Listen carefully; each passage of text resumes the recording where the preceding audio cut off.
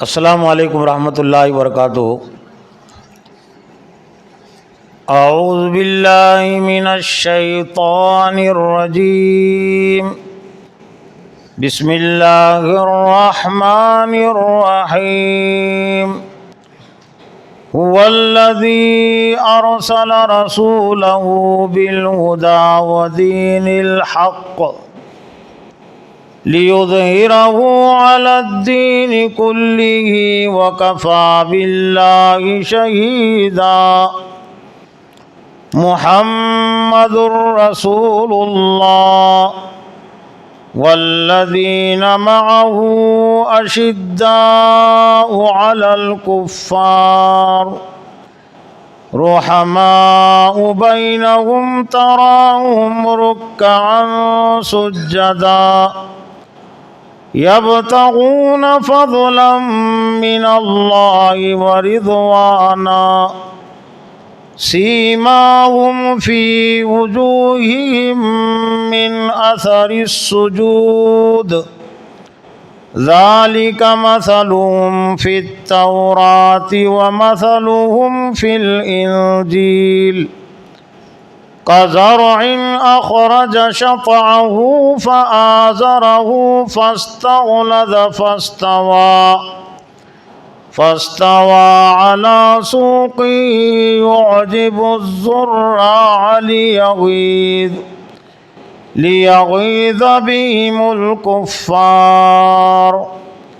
وعد الله الذين آمنوا وعملوا الصالحات منهم مغفرة وأجرا عظيما۔ صدق اللہ العظیم۔ محترم اساتذہ اکرام اور عزیز طلبہ، ابھی آپ کے سامنے قرآن مجید کے سورہ فتح کی آخر کی دو آیتیں، آیت نمبر 28 اور آیت نمبر 29 تلاوت کی گئی۔ پاروں کی ترتیب اور تقسیم کے لحاظ سے یہ 26ویں پارے کے 12ویں رکوع کی آخر کی دو آیتیں ہیں۔ ان آیتوں میں حضرت محمد صلی اللہ علیہ وسلم اور آپ پر ایمان لانے والوں کے کچھ اہم اور بنیادی کام بیان کیے گئے۔ ایک طرح سے ہم یوں بھی کہہ سکتے ہیں کہ حضرت محمد صلی اللہ علیہ وسلم کی اور آپ پر ایمان لانے والوں کی زندگیوں کا نچوڑ اور خلاصہ، آپ صلی اللہ علیہ وسلم کی جو نبوی زندگی 23 سالوں پر مشتمل رہی ہے، اور آپ کے ساتھ سینکڑوں ہزاروں بلکہ لاکھ سے اوپر صحابہ اکرام رہے کہ آپ کے ساتھ رہے ہیں، تو ایک طرح سے ان تمام اہل ایمان کے کاموں کا نچوڑ اور خلاصہ اللہ تعالیٰ نے ان دو آیتوں میں بیان کر دیا۔ اور یہ بھی آپ کو معلوم ہے کہ یہ جو درس کا سلسلہ ہے، اس کا ایک خاص عنوان اور موضوع ہے، وہ یہ کہ سورہ شورى کی آیت نمبر 13 میں اللہ تعالیٰ نے امت مسلمہ کا جو مقصد حیات بیان کیا، جو نصب العین بیان کیا، شرع لکم من الدین ما وصی بہ نوحا والذی اوحینا الیک، کہ ہم نے تمہارے لیے وہی دین جاری کیا جس کی ہدایت ہم نے نوح علیہ السلام کو کی تھی، اور جس کی وہی ہم آپ کی طرف کر رہے اے محمد صلی اللہ علیہ وسلم۔ تو گویا کہ 5 انبیاء علیہ السلام کو اللہ تعالیٰ نے سورہ شورى کی آیت نمبر 13 میں اقامت دین کی تحریک اور تاریخ کے حوالے سے بطور رہنما کے اور بطور نمونے کے پیش کیا کہ اقامت دین کی تحریک کا عملی نمونہ کیا ہوتا ہے، تو نمونے کے طور پر جو 5 انبیاء علیہ السلام کا تذکرہ اس میں ہے، تو اس سے پہلے کے 4 دروس میں 4 انبیاء علیہ السلام کا تذکرہ آ چکا۔ حالانکہ الفاظ کی ترتیب کے لحاظ سے سورہ شورى کے آیت میں حضرت محمد صلی اللہ علیہ وسلم کا تذکرہ دوسرے نمبر پر ہے، لیکن زمانے کے لحاظ سے حضرت محمد صلی اللہ علیہ وسلم کا جو زمانہ ہے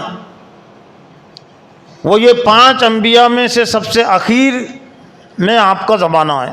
اور آخری نبی ہے، خاتم الانبیاء والمرسلین۔ لیکن الفاظ کی ترتیب میں حضرت نوح علیہ السلام کے بعد شاید اس لیے حضرت محمد صلی اللہ علیہ وسلم کا تذکرہ لایا گیا کہ حضرت نوح علیہ السلام کی نبوی زندگی کی جو مدت ہے وہ 950 سال پر مشتمل ہے، لیکن 950 سال کی مدت کے باوجود دین اسلام سیاسی لحاظ سے غالب نہیں ہوا آپ کی زندگی میں، اور آپ کو اور آپ کے ماننے والوں کو جہاد کا حکم نہیں دیا گیا، یعنی جہاد کا مطلب قتال، ورنہ جہاد تو جد و جہد کو بھی کہتے ہیں، لیکن جنگ کا حکم اللہ تعالیٰ نے حضرت نوح علیہ السلام کو 950 سال کی دعوت کے بعد بھی نہیں دیا، اس لیے کہ وہ حالات یہ افرادی پیمانہ ہی فراہم نہیں ہوا تھا جس کے ذریعے سے ایک نظام قائم کیا جا سکے، ایک حکومت چلائی جا سکے، تو اللہ تعالیٰ نے پھر ان کے مخالفین کو عذاب کے ذریعے سے ہلاک کر دیا۔ لیکن الفاظ کی ترتیب میں دوسرے نمبر پر حضرت محمد صلی اللہ علیہ وسلم کا تذکرہ اس لیے لایا گیا کہ اللہ تعالیٰ اس پر بھی قادر ہے کہ دین اسلام کو نظریاتی لحاظ سے، دعوتی لحاظ سے اور سیاسی لحاظ سے بھی وہ صرف 23 سال کی مدت میں غالب کر دے، جیسا کہ حضرت محمد صلی اللہ علیہ وسلم کے ذریعے سے ہوا۔ حضرت محمد صلی اللہ علیہ وسلم کی جو نبوی زندگی وہ 23 سالوں پر مشتمل ہے، میں نے سے پہلے 22 کا تذکرہ کر دیا شاید، لیکن وہ 23 سال ہوتے ہیں۔ 13 سال وہ دور مکی کے ہوتے ہیں ہجرت سے پہلے کے، اور 10 سال دور مدنی کے ہوتے ہیں۔ اور حضور صلی اللہ علیہ وسلم نے جو اپنے کاموں کا آغاز کیا تو وہ بھی قرآن میں اور تاریخ میں موجود بھی ہیں، محفوظ بھی ہیں، بالکل جسے ہم کہیں گے کہ بنجر زمین سے، دوسرے لفظوں میں صفر سے آپ نے کام کا آغاز کیا کہ جو توحید کا مرکز تھا وہ بتوں کا مرکز بنا ہوا تھا، یعنی خانہ کعبہ، اور مکہ والے اور عرب والے بھول چکے تھے حضرت ابراہیم علیہ السلام کی سیرت کو اور ان کے کاموں کو۔ تو حضرت محمد صلی اللہ علیہ وسلم کی سیرت کو اور آپ کی دعوت کو جو اقامت دین کی تاریخ اور تحریک میں جو نمونے کے طور پر پیش کیا گیا، تو اس کا مطلب یہ بھی ہے کہ کوئی یہ نہ سمجھے کہ 100 سال 950 سال تک بھی اسلام غالب نہیں آ سکتا۔ مطلب یہ کہ اگر 23 سال کی مدت میں بھی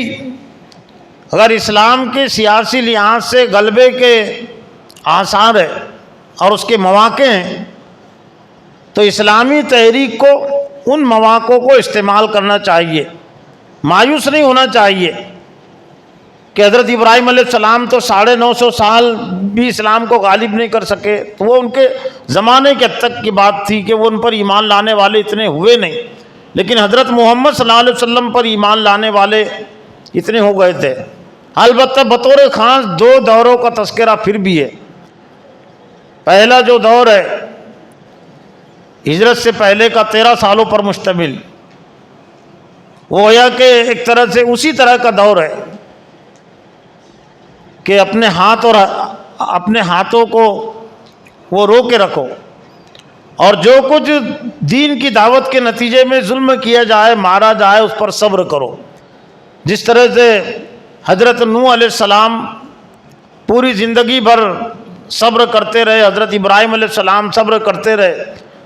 حضرت موسیٰ علیہ السلام بھی اور حضرت عیسیٰ علیہ السلام بھی۔ تو 13 سال کا آپ کا جو دور ہے وہ یہ ہے، یعنی گویا کہ اسلامی تحریک کو اس طرح کے حالات سے گزرنا لازمی ہے، جن حالات سے حضرت محمد صلی اللہ علیہ وسلم اور آپ پر ایمان لانے والے گزرے ہیں کہ 13 سال تک آپ دعوت دیتے رہے لیکن قوت فراہم نہیں ہوئی، لیکن 13 سال کے بعد پھر مکہ اور مدینہ والوں کو ملا کر، یعنی انصار اور مہاجرین کو ملا کر اتنی طاقت اور قوت فراہم ہو گئی تھی ہجرت کے بعد کہ جس کے ذریعے سے حضرت محمد صلی اللہ علیہ وسلم اللہ کا نظام، اللہ کی حکومت اس دنیا میں قائم کر سکتے تھے، یعنی اسلامی حکومت قائم کر سکتے تھے باضابطہ۔ تو پھر ہجرت کے بعد آپ کو جنگ کی اجازت بھی دی گئی، اور صرف اجازت نہیں بلکہ اس کا حکم بھی دیا گیا، اور پھر ایک لمبی تاریخ ہے 10 سالوں پر مشتمل۔ تو ان آیاتوں میں اللہ تعالیٰ نے سب سے پہلے تو حضرت محمد صلی اللہ علیہ وسلم کی دنیا میں بعثت کے مقصد کو بیان کیا، اور پھر آپ کے جو مخالفین ہیں، آپ کے مخالفین آپ کے کاموں سے راضی ہوں گے یا ناراض ہوں گے، تو اللہ تعالیٰ نے اس کو بھی بیان کر دیا۔ وہی وہ ذات اللہ کی، والذی ارسل رسولہ بالہدی ودین الحق کی، وہی وہ ذات اللہ کی ہے جس نے اپنے رسول کو ہدایت اور دین حق کے ساتھ بھیجا، لیظہرہ علی الدین کلہ، تاکہ وہ اس کو یعنی دین حق کو، دین اسلام کو تمام دینوں پر غالب کر دے۔ وکفیٰ باللہ شہیدا، اور اللہ تعالیٰ گواہی کے لحاظ سے کافی ہے۔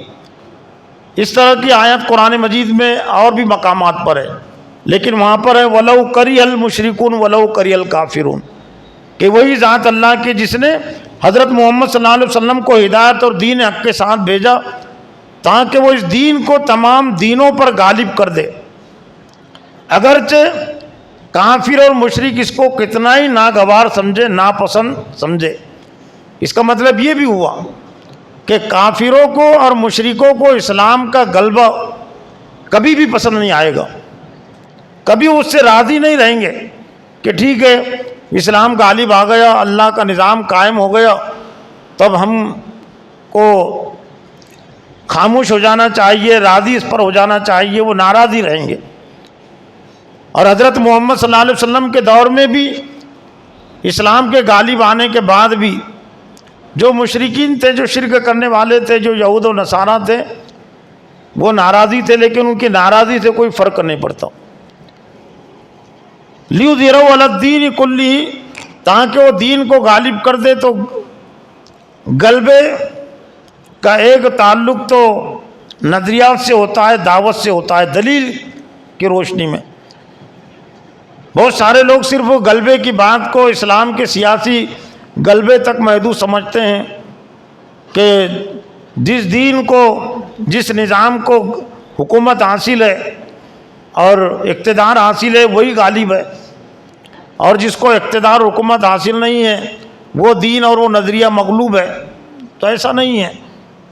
نظریاتی لحاظ سے بھی ایک اہم غلبہ ہوتا ہے، دعوتی لحاظ سے، فکروں کے لحاظ سے کسی نظریے کا غالب ہونا یہ سیاسی غلبے سے پہلے ضروری ہے۔ جو نظریاتی، جو چیز، جو نظام، جو دین نظریاتی لحاظ سے غالب نہیں ہو سکا، ذہن اور فکر کے لحاظ سے غالب نہیں ہو سکا، وہ سیاسی لحاظ سے بھی غالب نہیں ہو سکتا۔ آج بھی اگر ہم دنیا کا جائزہ لیں تو نظریاتی میدان میں، فکری میدان میں اسلامی غالب ہے۔ اس لیے غالب ہیں کہ جو غیر اسلامی نظریہ ہیں، جو اسلام کے علاوہ جو دوسرے نظریات حکومت کے، ان کے پاس کوئی دلیل نہیں، وہ بودھے ہیں، وہ کمزور ہے، اور جو ان پر عمل کر رہے ہیں ان کے ذہن اور دماغوں پر بھی وہ غالب نہیں ہے، وہ نفس پرستی میں، شیطان کے دھوکے میں وہ نظریات پر، وہ غیر اسلامی قوانین پر عمل کر رہے ہیں۔ لیکن آج کے اس دور میں بھی جبکہ اسلام سیاسی لحاظ سے عالمی سطح پر غالب نہیں ہے، لیکن اسلام کے جو قوانین ہیں وہ غالب ہے۔ دوسرے قوانین پر جو اس میں خوبیاں ہیں وہ خوبیاں دوسرے قوانین میں نہیں ہیں، نہ سیکولرزم میں ہے، نہ جمہوریت میں ہے، نہ بادشاہی نظام میں ہے، نہ کمیونزم میں ہے، یا جتنے بھی ازم اور نظام ہو سکتے ہیں ان قوانین میں وہ طاقت اور قوت نہیں ہے کہ جو دوسرے نظریات پر غالب آ سکے۔ تو نظریاتی لحاظ سے، فکری لحاظ سے تو اسلام ہر دور میں غالب رہا ہے۔ حضرت نوح علیہ السلام کے دور میں بھی اسلام نظریاتی لحاظ سے غالب رہا ہے، حضرت موسیٰ علیہ السلام کے دور میں، حضرت عیسیٰ علیہ السلام کے دور میں، اور جن نبیوں نے قتال نہیں کیا اپنی قوموں سے، انہوں نے قتال نہیں کیا، جنگ نہیں کی، اور سیاسی لحاظ سے وہ غالب نہیں کر سکے یا دین اسلام غالب نہیں ہو سکا، لیکن دعوتی اور نظریاتی لحاظ سے اس دور میں بھی دین اسلام غالب تھا۔ آج بھی اگر ہم دیکھیں بھارت میں، ہندوستان میں، تو نظریاتی اور فکری لحاظ سے اسلامی غالب ہے۔ جمہوریت اور سیکولرزم کے قوانین اس کے سامنے ٹک نہیں سکتے، ان کے سامنے بودے ہیں، لیکن سیاسی طاقت اور قوت اہل ایمان کے پاس نہیں، ان کے پاس ہے، اس لیے سیاسی لحاظ سے غلبہ نظر آتا ہے۔ یورپ میں بھی غلبہ نظر آتا ہے۔ تو لیظہرہ علی الدین کلہ، تو اس میں تو وہ تمام چیزیں اس میں آ جاتی ہے، اور حضور صلی اللہ علیہ وسلم کو پھر اللہ تعالیٰ نے وہ طاقت اور قوت بھی عطا کی کہ نظریاتی لحاظ سے غالب ہونے کے ساتھ ساتھ حضور صلی اللہ علیہ وسلم نے دین اسلام کو سیاسی لحاظ سے بھی غالب کیا، اور ہجرت کے بعد پھر مدینہ میں ایک سیاسی مرکز قائم ہوا، اور پھر مشرکین سے جنگ ہوئی، اور پھر پورے عرب میں یہ مکہ 8 ہجری کے بعد پھر مکہ بھی فتح ہو گیا، اور آپ نے اپنی زندگی میں پھر روم کی طرف، قیصر کی طرف بھی فوج روانہ کی تھی۔ جنگ تبوک بھی پیش آئی جو ایک طرح سے عیسائیوں سے ایک معرکہ تھا، لیکن 30,000 کا لشکر اللہ کے رسول نے تیار کیے تھے، جب اس کو معلوم ہوا تو لڑنے کی روم نے، قیصر نے ہمت نہیں کی، اس نے اپنی فوجوں کو واپس بلا لیا، لیکن پھر صحابہ کرام نے اس کام کو پھر انجام دیا۔ وہ کفا باللہ شہیدہ، اور اللہ تعالیٰ کافی ہے گواہی کے لحاظ سے۔ مطلب یہ کہ اگر لوگ انکار کرتے ہیں حضرت محمد صلی اللہ علیہ وسلم کی نبوت کا، آپ کی دعوت کا، اسلام کے غلبے کا، تو اس سے کوئی فرق نہیں پڑتا۔ محمد الرسول اللہ، پھر جو اہم آیت ہے آیت نمبر 29، یہ سورہ فتح کی اور بڑی آیت ہے، طویل آیت ہے، اور ایک طرح سے حضور صلی اللہ علیہ وسلم کی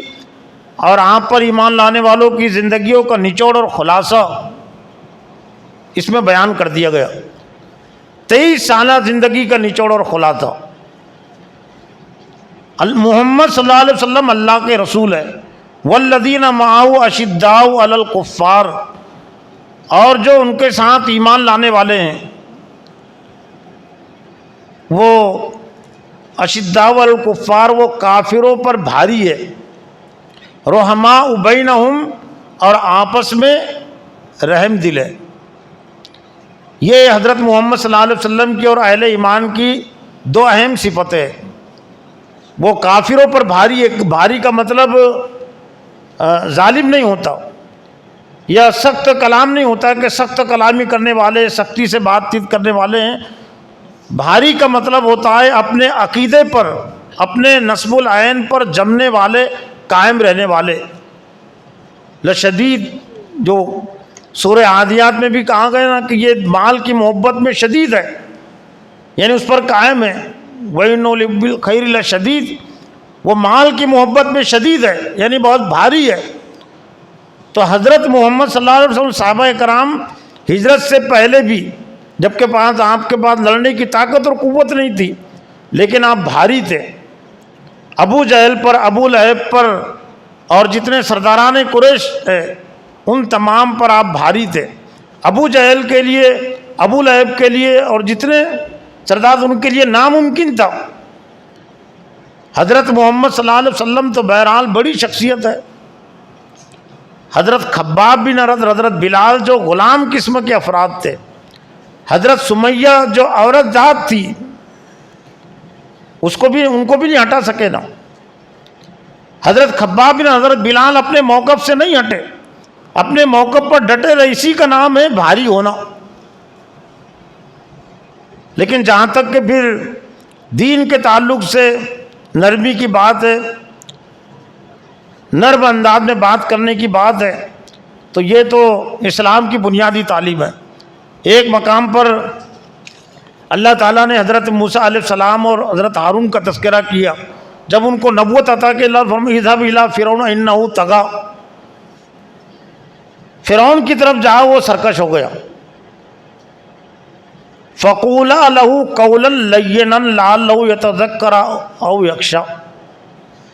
فَقُولَا لَهُ یعنی تسنیہ کا لفظ ہے،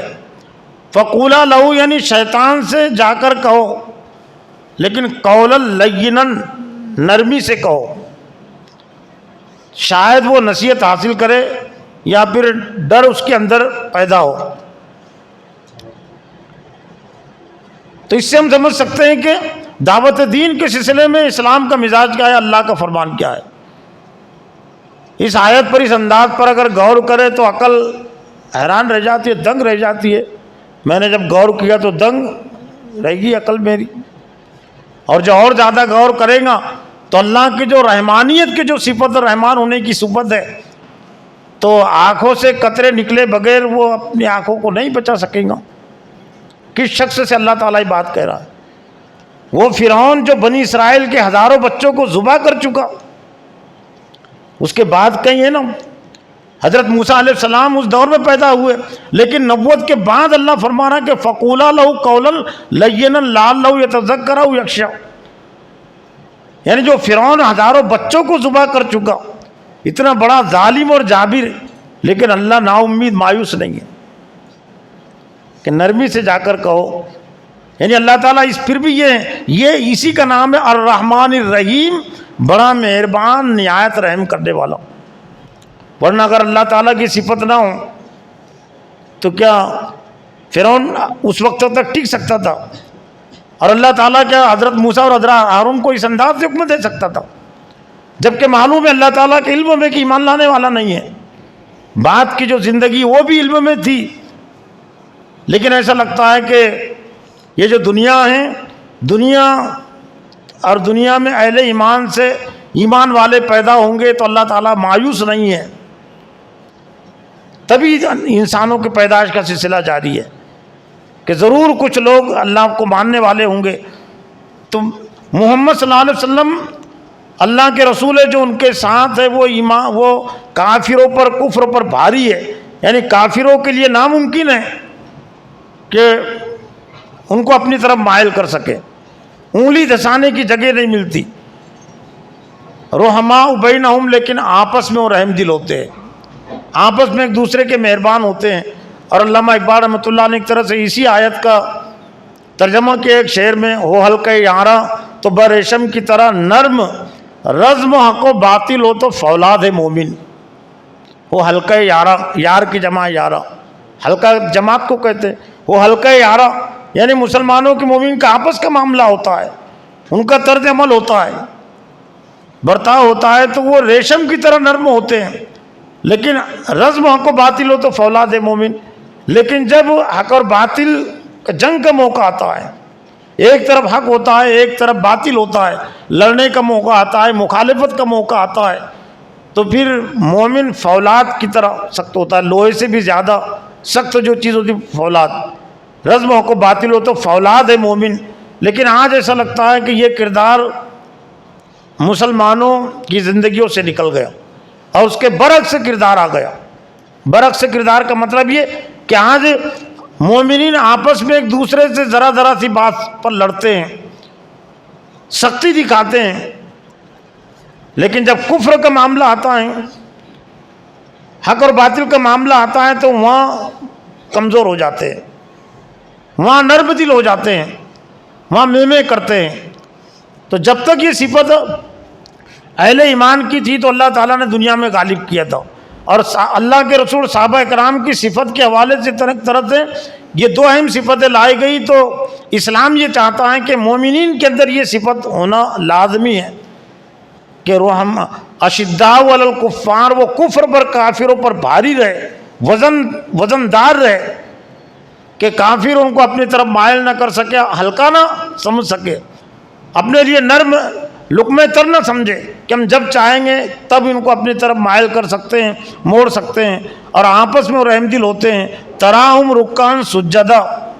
پھر مزید ان کا تعارف پیش کیا گیا کہ آپ انہیں دیکھیں گے کہ رکوع میں ہیں، سجدے میں ہیں، یبتغون فضلا من اللہ و رضوانا، وہ اللہ کے فضل کی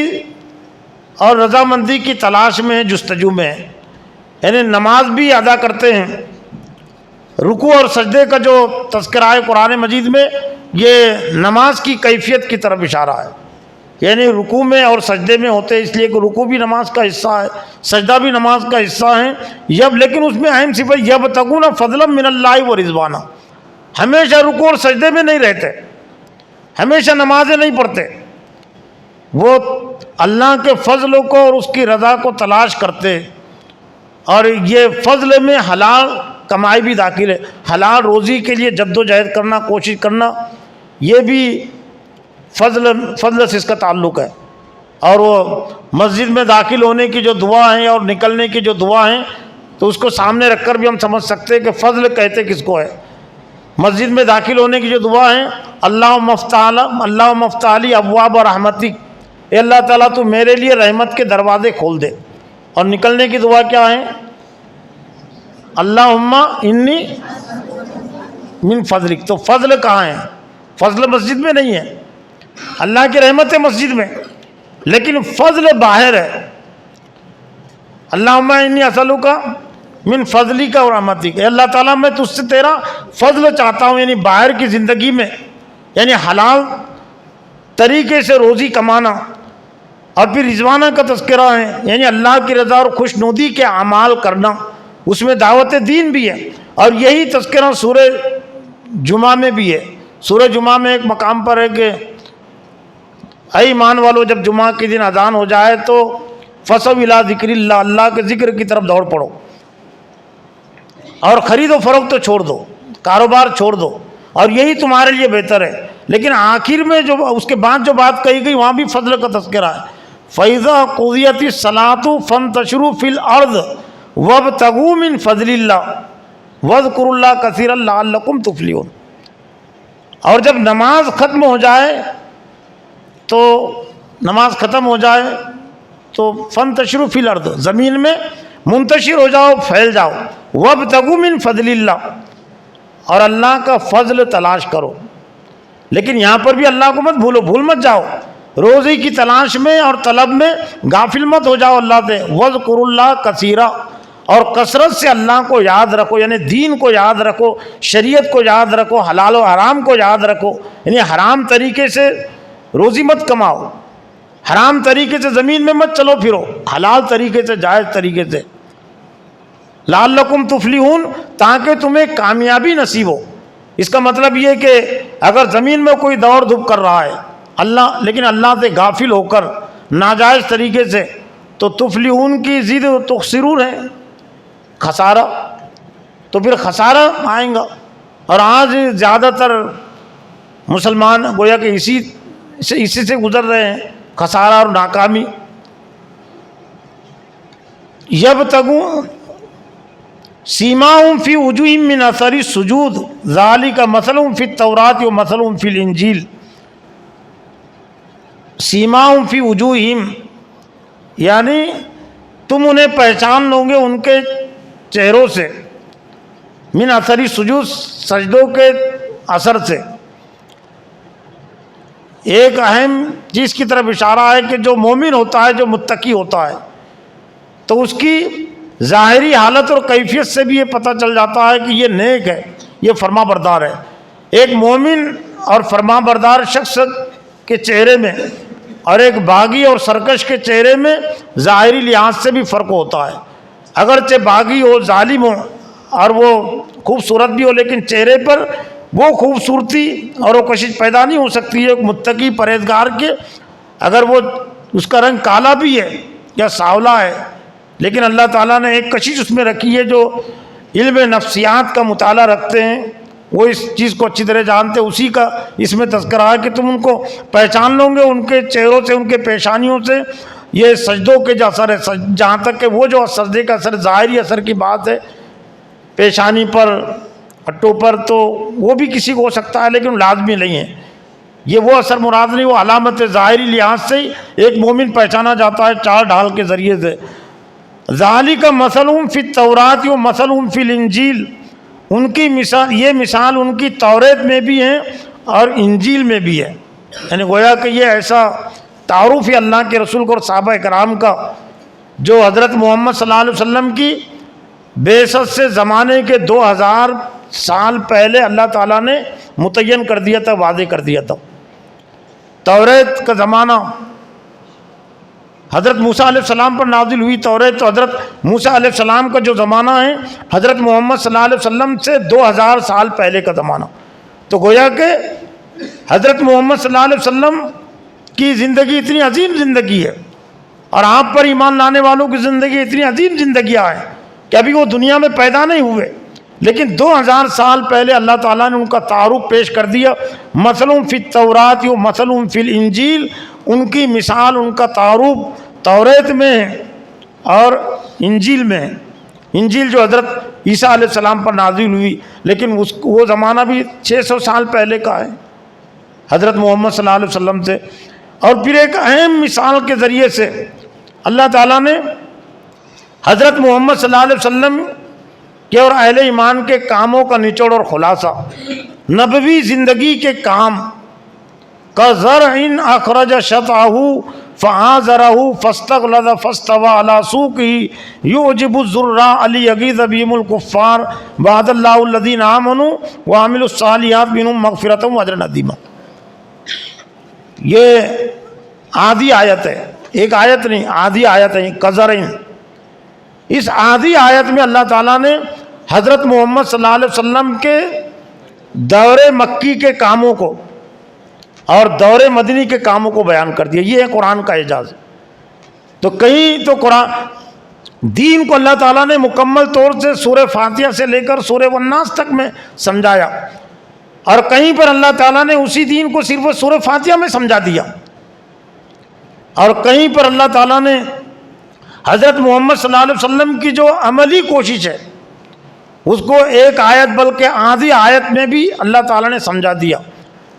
تاکہ کوئی قرآن مجید کو سرسری پڑھنے والا بھی اور ٹکڑے ٹکڑے سے پڑھنے والا بھی وہ قرآن کی ہدایت سے وہ فائدہ اٹھا سکے، اس سے محروم نہ رہے۔ جیسے کہ کھیتی ہوتی ہے، یعنی حضرت محمد صلی اللہ علیہ وسلم کی جو تحریک ہے،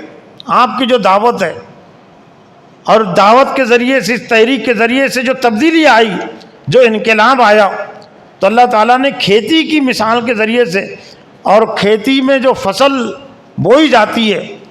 اور پھر فصل کو پھر یہ اناج لگتا ہے، فصل آتی ہے، کاٹنے کے لائق ہوتی ہے، تو اللہ تعالیٰ نے اسلامی تحریک کو کھیتی اور زراعت کی مثال کے ذریعے سے سمجھایا۔ ویسے تعلیم و تربیت کا عمل اور کھیتی کا عمل کا آپس میں بہت گہرا تعلق و ربط ہے۔ تعلیم و تربیت کے عمل میں اور کاشتکاری کے عمل میں بہت بنیادی تعلق ہے، اور اس لیے بھی تعلق ہے کہ ہماری جو پیدائش ہوئی مٹی سے پیدا ہوئی ہے، تو مٹی کے اثرات اور مٹی کی کیفیت، خصوصیات انسان کی فطرت میں، طبیعت میں پائی جاتی ہے، اور جو مرحلے ایک مٹی پر، زراعت پر گزرتے ہیں، وہی مرحلوں سے ایک طرح سے اسلامی تحریک کو گزرنا پڑتا ہے۔ کزرع، جیسے کہ ایک زراعت ہوتی ہے۔ اب جو کاشتکار ہے تو اس کو زیادہ سمجھیں گے، اس سے زیادہ فائدہ اٹھا سکیں گے۔ میرا بھی کاشتکاری سے تعلق ہے، لیکن آپ بھی اس لیے، اگر آپ کاشتکار نہیں ہوں گے لیکن کاشتکاری کو تو آپ دیکھتے ہیں اپنی آنکھوں سے،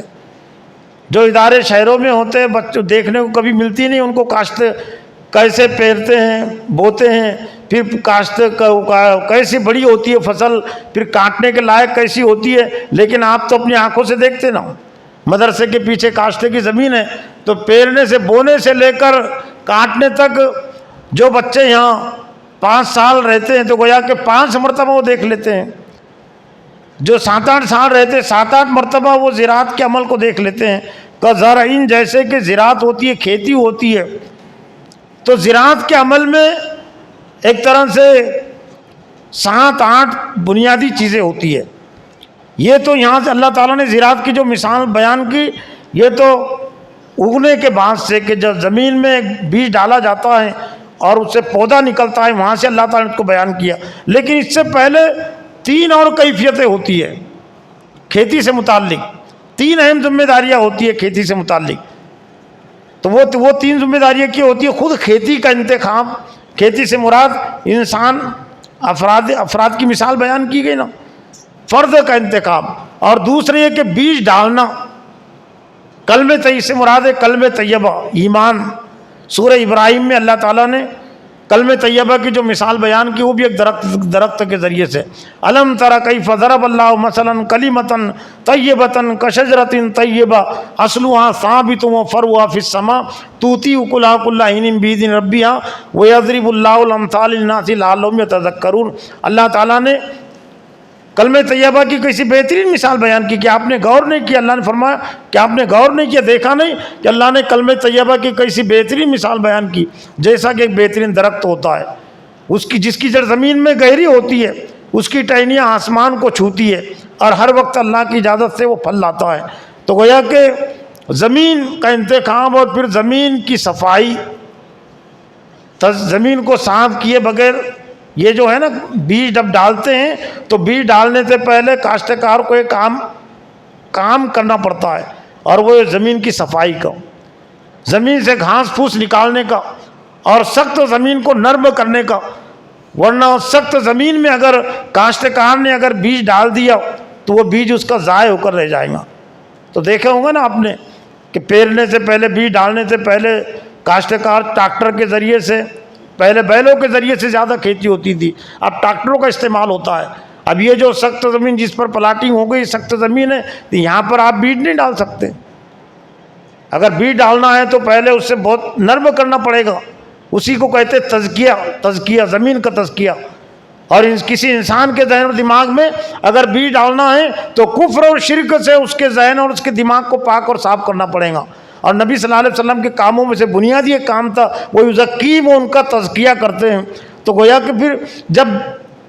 پودا پھر ڈال دیا جاتا ہے، پودا جب نکلتا ہے تو نبی صلی اللہ علیہ وسلم کی جو اسلامی تحریک تھی، اسلامی دعوت تھی، وہی مرحلے آپ پر پیش آئے اور قیامت تک کے لیے مثال بیان کر دی گئی کہ جو بھی اسلامی تحریک قائم ہوگی، برپا ہوگی، تو زراعت کے عمل سے اس کا تعلق رہے گا. حضرت نوح علیہ السلام کے زمانے میں جو اسلامی جو کھیتی تھی اس کا پودا بہت زیادہ بڑا نہیں ہو پایا، یعنی سخت پودا اس کا نہیں ہوا کہ جو فصل لا سکے، نہیں سیاسی لحاظ سے اسلام غالب نہیں آ سکا. لیکن حضرت محمد صلی اللہ علیہ وسلم نے جو تحریک کی بنیاد رکھی تھی، جو آپ نے اسلام کا بیج ڈالا تھا، تو کزرعٍ اخرجا، جیسے زراعت اخرج شطأہ، کہ زمین نے کوپل نکالی. جب پودا نکلتا ہے، کوم کہتے ہیں اس کو، پودا بھی نہیں کہتے، ایک زمین کوم نکلتا ہے باریک. سویابین کا کوم نکلتا ہے، کپاس کا اور گیہوں کا، چنے کا، بہت باریک ہوتا نا.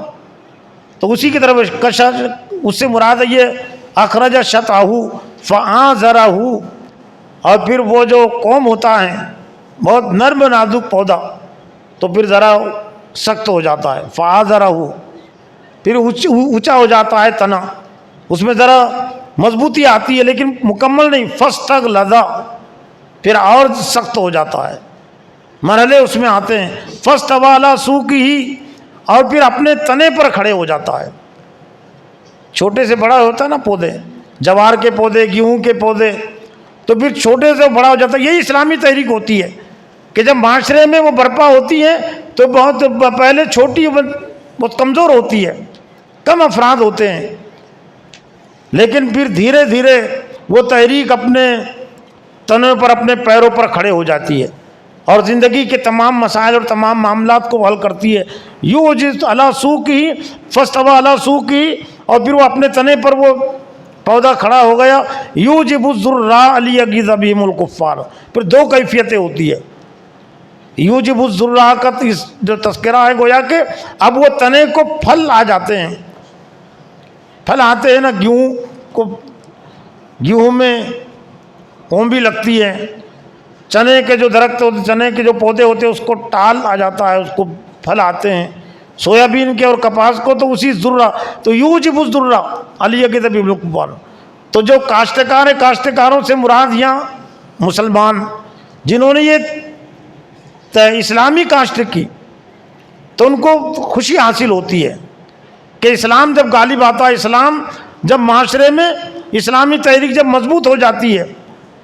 तो फिर जो मुसलमान हैं तो उनको ये तहरीक से खुशी हासिल होती है। लेकिन उसके नतीजे में लियगीज़ बिहिमुल कुफ़्फ़ार, काफिर उतने ज़्यादा गैज़ व गज़ब में मुब्तला होते हैं, वो उतने इस्लाम के गलबे से वो चिढ़ते हैं, नापसंद वो करते हैं, लेकिन उनके गुस्से में आने से, उनके चिढ़ने से इस्लाम का गलबा रुकता नहीं। ग़ज़वे अहज़ाब के मौके पर भी एक मौके पर अल्लाह ताला ने ये अल्फाज़ इस्तेमाल किए कि अल्लाह ताला वक़फ़ल्लाहुल मुमिनीनल क़िताल, अल्लाह ताला मोमिनीन की तरफ से जंग के लिए काफ़ी हो गया। वरद्दल्लाहुल लज़ीना कफ़रू बिग़ैज़िहिम लम यनालू खैरा, और अल्लाह ताला ने काफिरों को उनके गुस्से समेत लौटा दिया। लम यनालू खैरा, कोई खैर को नहीं पहुँचे। गुस्से में आए थे और गुस्से में वापस चले गए। गुस्सा होकर आए थे ना मदीना की ईंट से ईंट बजाने के लिए,